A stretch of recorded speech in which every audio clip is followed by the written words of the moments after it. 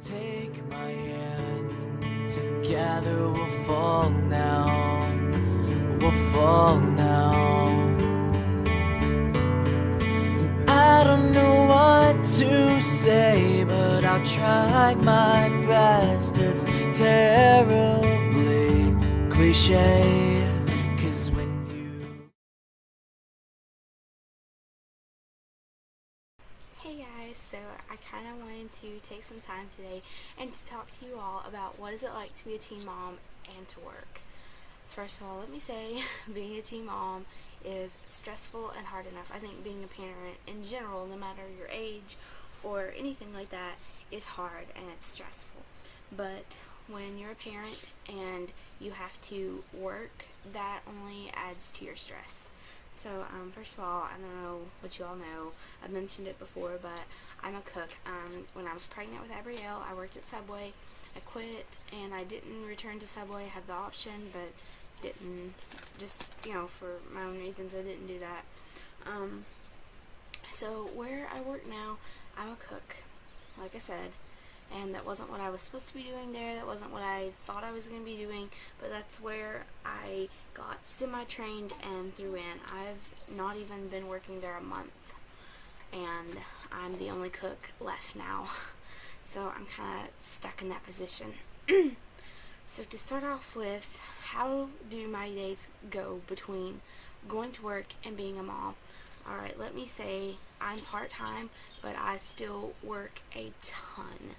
Like, I have to get up at about 4:45, 5 o'clock in the morning to get ready for work. I have to be there. I'm supposed to start work at 6. I have to clock in at 5:55 a.m. We have to leave our house to be able to get there on time at 5:30 a.m.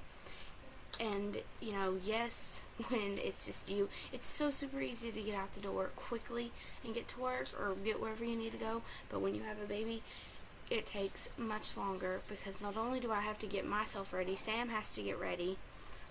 We have to get the baby ready because I don't have a car, and that's a whole huge other mess. If you all have been watching me since the beginning, you'll remember the car wreck that I had back when I was 21 weeks pregnant, totaled my car, so I still don't have a car, so I can't drive myself and stuff because we only have one vehicle, which is really difficult to share between all of us.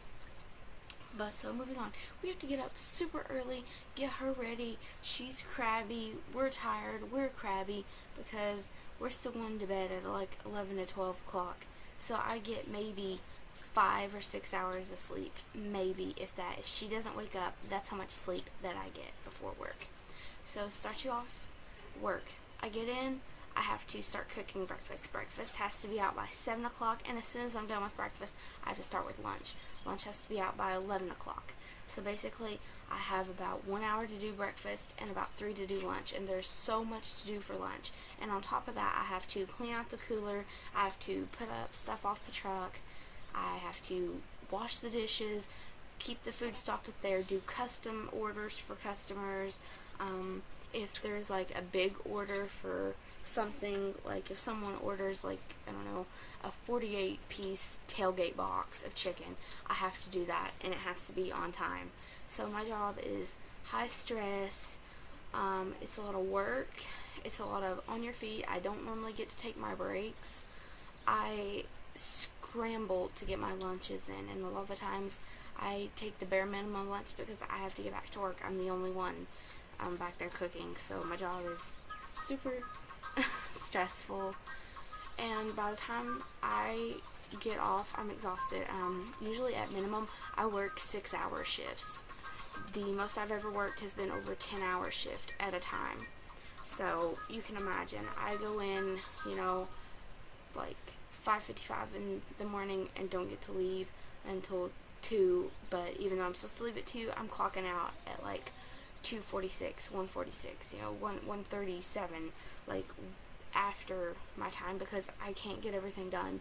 Like, I'm always on time. Well, not always. I'm pretty much on time with getting breakfast out, but when it comes to getting lunch out on time, it's very difficult because I have so much that I have to do and so many different foods that I have to make and this and that, and every day the menu changes. So, I mean, you have all your basic foods that are out there every day, like your fried chicken, your mashed potatoes, pinto beans, green beans, chicken tenders, potato wedges, blah, blah, blah. And then you have special items that are only out there on like Mondays, Tuesdays, Wednesdays, blah, blah, blah. Like today was Wednesday, so today was chicken dumplings and chicken livers. It's a lot of work. So by the time I get off work, I'm exhausted, I'm dirty, I have burns from the fryer or the grill or the oven or the rotisserie. Something has burned me every single day. And I smell like grease, and I just feel absolutely disgusting. But my day doesn't end there. I don't get to go home and sit down, relax, kick up my feet. I come home, I change my clothes, and I transform into mommy.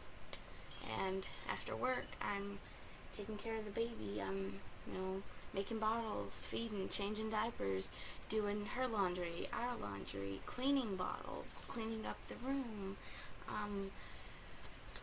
changing out the bag in the diaper genie, packing the diaper bag for tomorrow, changing her clothes, just laying out clothes for tomorrow, laying out bedtime clothes, giving baths. The work never ends. The pace just changes, and the environment changes, and my role changes. So I pretty much stay stressed out 24/7. Like, my day never ends. Even when I lay my head down on that pillow, I'm not done.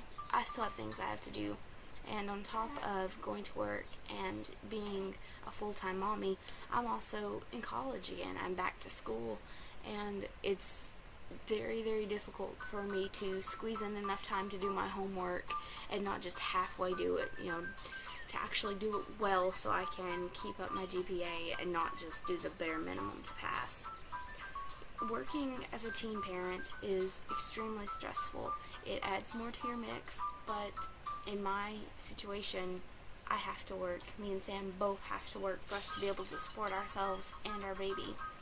And at the end of the day, there's nothing I wouldn't change about that. Like, I would never, ever, ever, say that she's not worth it. She is worth it. She's worth so much more. And she's the reason that I go to work every single day and put up with all the rude people. Sometimes I think that I cook for, like, the most ungrateful people in the county. They're extremely hateful and impatient, and it's like you have nothing to do but to make them food. It's like you have no life, you're not a human, you don't have a soul, you don't have feelings. And I've really kind of gotten to a point where I've decided anywhere you work, that's how it is. That's just corporate America nowadays, and that's the way people are. They're impatient, they're cranky, they're rude, they don't think about the worker, they don't imagine themselves in their position. And the funny thing is they're workers too, so they should know how it feels to be pressured and to have people breathing down your back, especially when something is not your fault. Like, a couple of days ago at work, I had both the big fryers out, so I had a really difficult time that day keeping up with my workload. That wasn't my fault that they both broke. That's just my rotten luck. And this morning, oh my gosh, my pepper gravy and my hash brown casserole were late getting out just because I had issues with one of my machines. I couldn't get it to heat up and to work. Things like that happen, and it's not your fault, but people, like the customers, will take it out on you. They don't consider that. So there's a really good point for you guys. When you're out somewhere and you're waiting on your food or whatever, or your cashier's line is backed up and you have to wait what seems like forever, maybe they're not having the best day either, and it's not their fault that the person in front of you had 2 shopping carts full of food and other kind of crap, and that, a barcode was messed up. It's not their fault. So give them a break, because I certainly would like someone to give me a break. So, what can I say? Like, I don't have a choice. I have to work so I can take care of my daughter. Would I love to not have to work, to be in a financial position where I could stay home all day with her and play mommy? I would love that, because I miss things. Like, I'll come home and Sam will be like, oh, you missed it. She blah, blah, blah today. and that makes me really sad. And, going back to work was a difficult decision because I've taken on so many new responsibilities in the last few months that it's super stressful. Like, I'm stressed out to the max. I feel like I can't always keep up. Like, it's going to be ridiculously hard for me to keep up with everything and to do what needs to be done. And that I'm like, I don't know. I feel like I'm one person and I'm trying to do 50 million things. So, for those out there, and you're a mom, I don't care if you're a teen or not, then you know what it feels like to feel pulled in so many different ways. And to feel like there's nothing that you can do about that. To feel like you don't know what to do. You don't know where to start, because at the end of the day, you're never going to be done with everything that needs to be done. And for those of you out there that are pregnant, all I can say is you have to try to do your best. And in the end of the day, as long as you love that baby and you're trying your hardest, then that's what's important. That's what matters.